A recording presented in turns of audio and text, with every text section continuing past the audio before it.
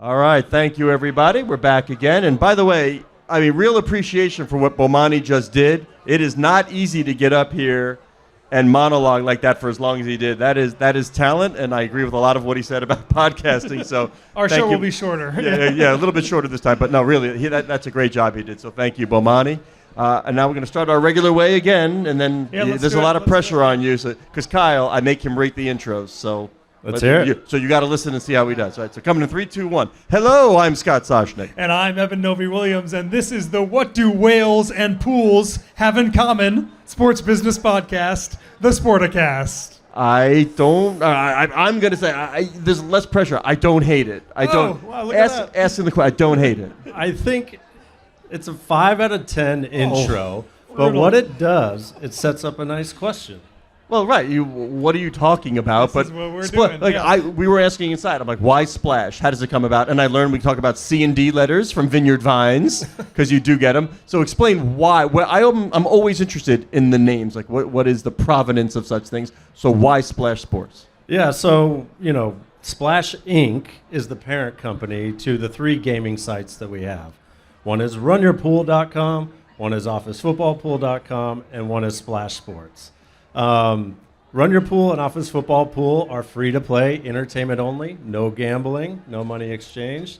But, they've been around for 20 years. So when we started our real money site, we wanted to pay homage to those 2 legacy sites.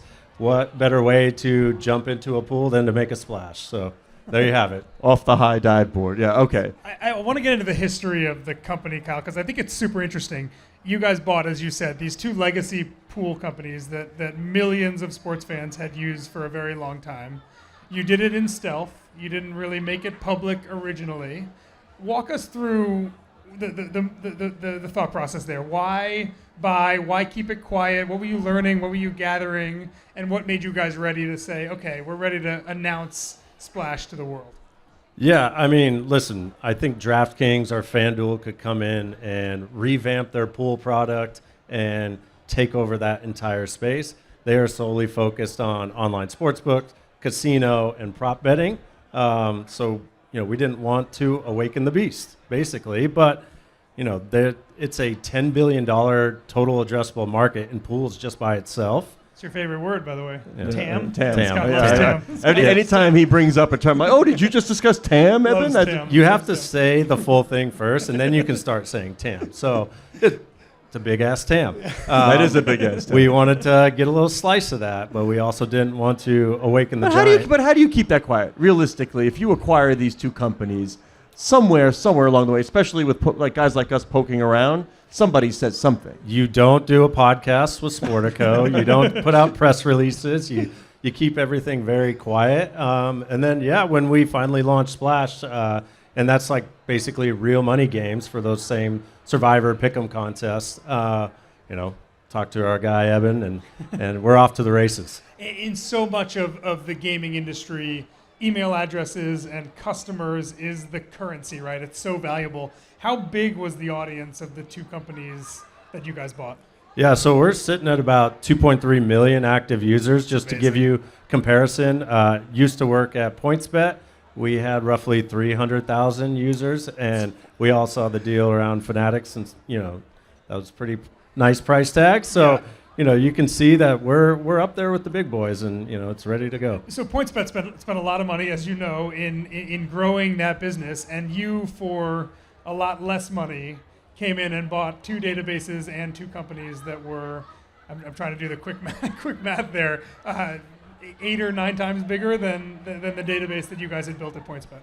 Yeah, I mean, listen, there is a difference because those 300,000 at PointsBet all connected their wallets. Sure. Whereas when you do pools on Run Your Pool or whatever, it's just your typical email KYC process.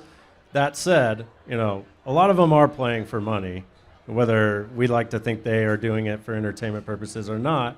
And so we wanted to get into the game and basically make their lives easier so they don't have to chase Venmos and do Excel spreadsheets and all of that fun stuff. You've got both ends of the spectrum here. You've got the degenerate who, before gambling was legal in New York, would walk or bike halfway across the George Washington Bridge and then see he geolocated New Jersey and then places bet. And I've go heard home. stories about them sending cars to pick up Evan Yeah. and bring him across. I knew the exact point on the bridge that my phone would tell me I was in New Jersey and no longer in New York. And then you have me, and we discussed earlier. I don't really do this. This is not my world. Not even fantasy. I don't think I have time to do it, so I don't do it. So explain to me on the pool, like, why don't I just go to ESPN.com or CBS Sportsline? Because that's what I'm used to in the office pool. That's where everybody went to, and I signed up and I did the March Madness, for instance. It's a great question, and I think the reason we feel confident coming into the market, but the story you just described of Eben walking across the bridge, that is a single player,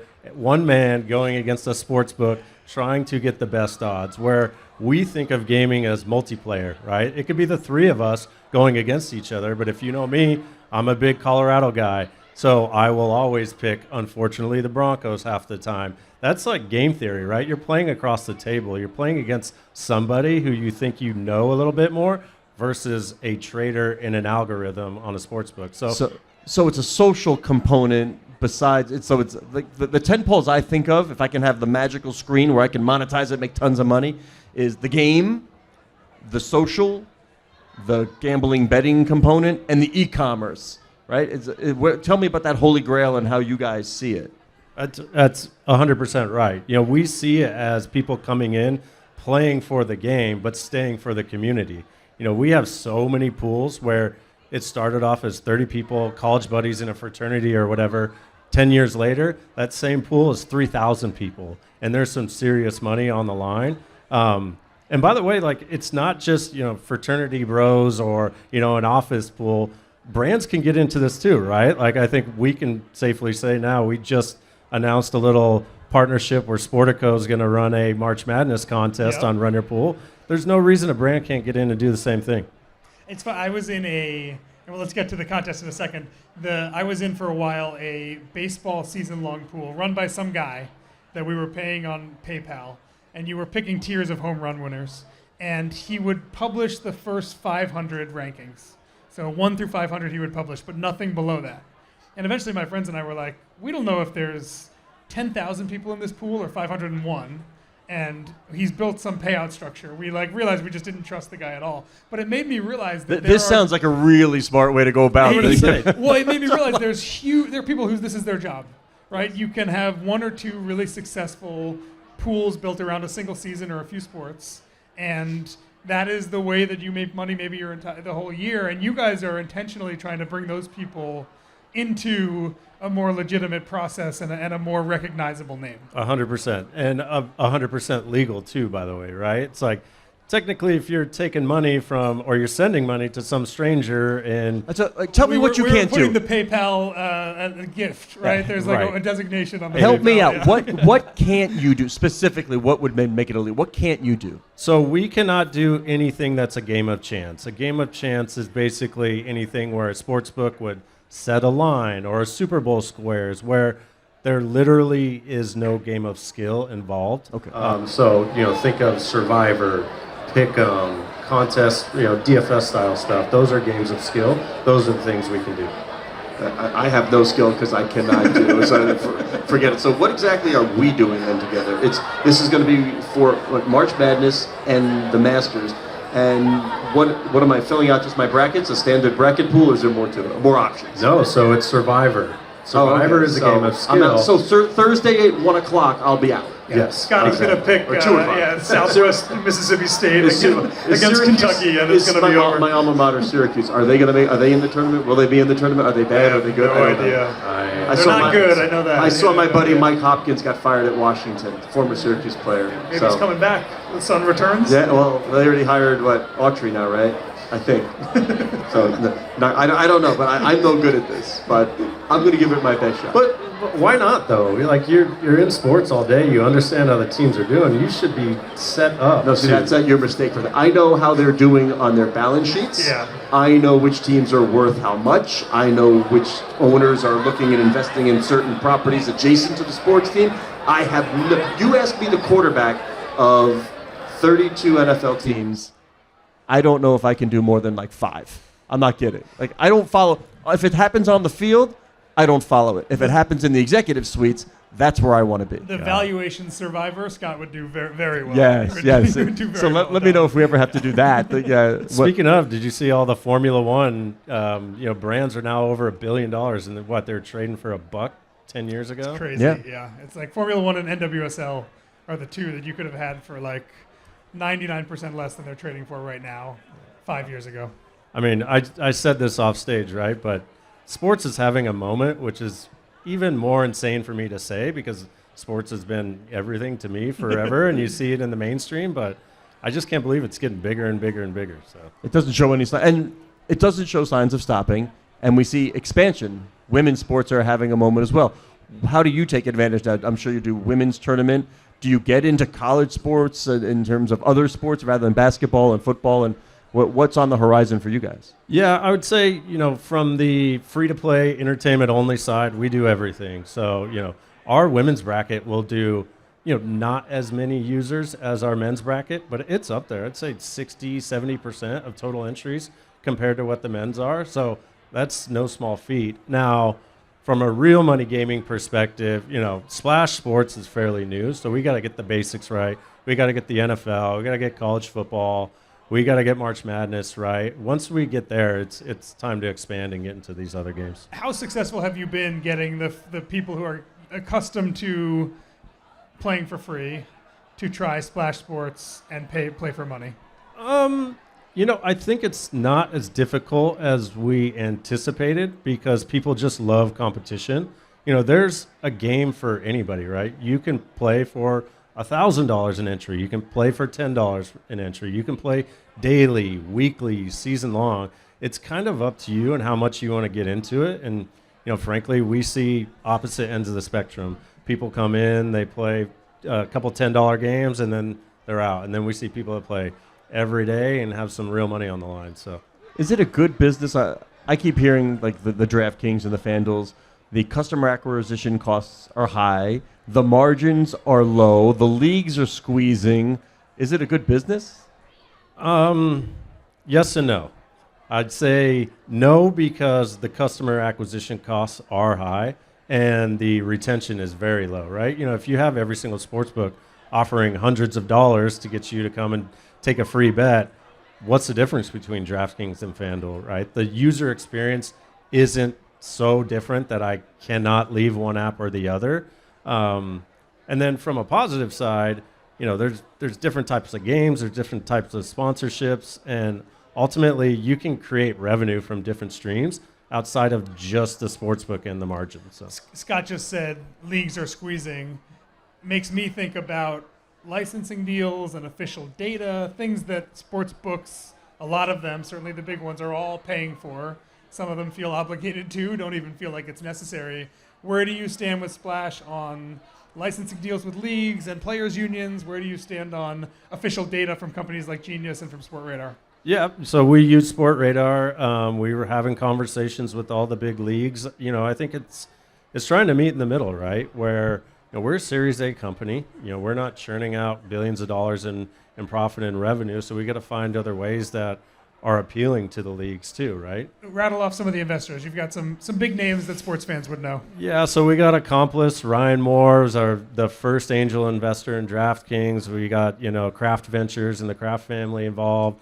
Theo Epstein and his crew. Elysian Park. A lot of professional sport team owners are on our cap table, so they can definitely see the power of the community that we're building. And again, early stages of Splash Sports and real money gaming, but we think we're onto something of ultimately using competition as a way for people to build communities that last forever. And the other thing I'd say is that's different from us is if you're a commissioner and you start a game, we give you that first party data back. So you have the emails and the names of all your players that have entered into your contests. And let's say you're a creator or an influencer and you're sports nut or sports adjacent. There's no reason you can't start a March Madness thing and then plug your coffee, program later or something like that. Tell me about the value of that list. I mean, people really, you have to buy them. They're not, but how valuable is that customer database? Well, think about every single place where they've built their audience before, Facebook, TikTok, Twitter, X. You can't take that with you. If the algorithm changed tomorrow, they could be screwed. Whereas if you would work with us, we give you that first-party data, and ultimately that's an audience that you built, and we believe that you should, I do air quotes, but own, be able to take it because people have followed you here because they like what you're offering. Take me back to that brand conversation. What's your message to those brands? Who are you going after? How do you utilize them, and what's the ROI?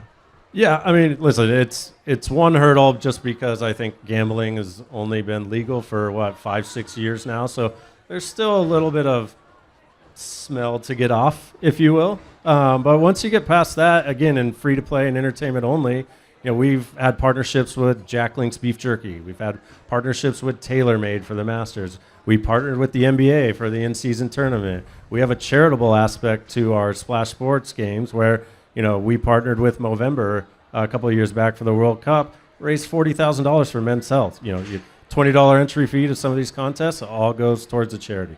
One of the benefits of not offering lines in traditional gambling is that you can operate in states like Texas, like California, like Florida, places where betting is not legal yet. Do you see a difference in your user base in those states versus what you see habit-wise in places like New York, where I have the option of doing Splash or doing traditional betting on some of those bigger apps? I mean, the short answer is no. Obviously our largest user base are in these bigger states. Sure. But, if somebody wants to place a bet on a book in Texas, they're going to find a Figure way. it out, yeah. And if somebody wants to play in a pool and place a bet in New York, they're going to play in both. I think it's just like your appetite for how much you want to get into gaming. Break down your demo for me, both gender and age. I'm curious as who comes and plays, and how does that differ from those like on a DraftKings or a FanDuel? Yeah, it's typical of what you would think. We're about 70% male. I really have no idea what I would think. That's why I really have no idea. I'm no Not guesswork. over 80, that's for sure. Younger male dominated? Yeah, so That's what I would 25 to expect, yeah. 54 is about 82% of our audience, and 70% male. But what I will say, through our own understanding, through data management software and stuff, is that 51% of those households of the players are female. So, again, like just with the advent of, the Super Bowl and how big it was because of Taylor Swift, Caitlin Clark having just an incredible moment, I see no reason why this can't transcend into just the larger general population.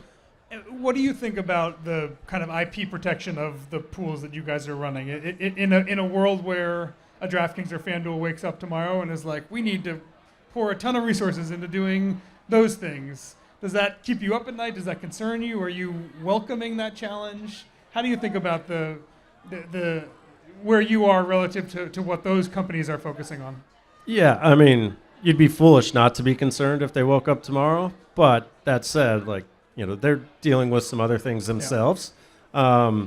And they, have set initiatives with their investors, and there's a lot of other things going on. And, if this was another thing that they took on, sure, we'd have to pay attention. But, again, it's a Series A startup, dialed in, focused, trying to deliver the best experience to, because we see ourselves as a marketplace. Like, the biggest hotel company in the world doesn't own a hotel or a property, Airbnb. The biggest transportation company in the world, Uber, doesn't own a car. We want to be the biggest gaming platform and not have to facilitate any games. We just we supply a commissioner who's a creator and a player who's the demand side. One of the things I think is interesting about that is in talking to folks at DraftKings and FanDuel, you probably felt this way at PointsBet too, everyone was trying to figure out how to social media-ize their product. And at least where I sit, nobody did it. Nobody figured that out. Nobody was able to hack it. And it sounds like you guys are thinking less social media-ize and more like personal community-wise, right? It's your office. It's your group of friends. It's the people that you talk to, your fan group on Syracuse or whatever it is. So less about like national community and more about more local community. Am I thinking about that right? Yeah, I think you nailed it. And there's no reason, we're starting to think through social tools like chat and forums and, posting where people can use Splash not only as a gaming platform, but then come in and talk crap about why I picked the Broncos for the third week in a row. And you know what I mean? It's like that really kind of creates this ecosystem that we want to build. Can other platforms help to at least accelerate your growth or boost your users? Can you partner with some of those platforms that Evan was talking about? I wouldn't say in the gaming space. I don't think we're ready, nor do we want to. But what's really caught my eyes working with brands. I've been on the client side in the past and working with big brands, and you always try and find ways to grow your audience and capture more and more data. And I see no reason why a bigger brand wouldn't want to come and create a game with us and ultimately take that wherever they go. Splash did a really interesting thing with the NBA this year. We talked a lot on the show about the in-season tournament. And like, if you're the NBA, how do you get fans to like recognize the rules, understand what's at stake in these games and how the different tiers are going to match up and who goes on? The NBA partnered with Splash, and by creating a game around the in-season tournament, also helped educate fans about how this thing is going to work, who's in what group, top 2 move on, all those things. So I imagine there's an opportunity there too with just leagues that and brands probably that just want to educate fans about the way new things are working. I mean, what better way to understand how something works than to play in a game where you have to, otherwise you'll lose. So if you do have that competitive spirit, you're getting in the weeds. And, we saw a pretty nice success with them. Like, it's been only a few years, like you mentioned, that since PASPA was overturned. I get it. But it's not as if we don't have places around the world where we have long timelines where this has been going on. What are the lessons learned? Can we figure that patterns of human behavior will repeat themselves? I love this question, by the way, because I think, yes, we definitely can. And when I look at an online sports book, we absolutely have to look at all the factors. But if you think about it, in the U.S., like, gambling has been illegal until PASPA was passed. And what did people do, like myself, when they were 20 years old, when they were 30 years old? They played in fantasy. They played in contests with all of their buddies. And so I think the U.S. market is a little bit different, where there's different types of games that we're used to, first and foremost, before we bet the over. So let me ask, did DFS, did that user all of a sudden say, oh, great, I can now wager money, so I'm going there? Was it a quick flight, or was it an addition to, I'm still going to do my fantasy, not for money, but I'm also want to bet individual games each night? I think it's the latter, but I think it's an easy transition from fantasy to say, oh, I'm taking Saquon Barkley this week, or, I got Mike Evans this week, into, I think he's going to have over 1.5 touchdowns. Like, you know what I mean? Like, you can see this player adapting week by week in your contest. Why not take him single-handedly in 1 week for a game? Kyle, before we let you go, tell our listeners how to play in the Sportico Splash March Madness and then Masters Challenge. Yep. So if you are, not interested in playing for money and just want to play in a March Madness Survivor with, a lot of different folks throughout the country. Last year, laugh at Scott when he gets eliminated in the first hour. We have no idea about the details. You just sprung this on us. Should we let the winner do the open to one of the shows? Ooh, I like that. Please. Yeah, that'll be fun. I would love that. Okay. Yeah. But last year we had... it can't get any worse. Right. Last year we had 75,000 people play in the contest. There's amazing prizes that we've worked out. So head on over to Sportico and check it out. And then for the Masters, if you're into real money gaming, we got a pretty compelling offering that'll go live here in the next couple of weeks with some great prizing. Who does everybody pick? Well, who's the favorite golfer? Ooh, I mean, I'm going to go with Scotty. John Rahm? Oof. Don't say that. Okay. Who is it?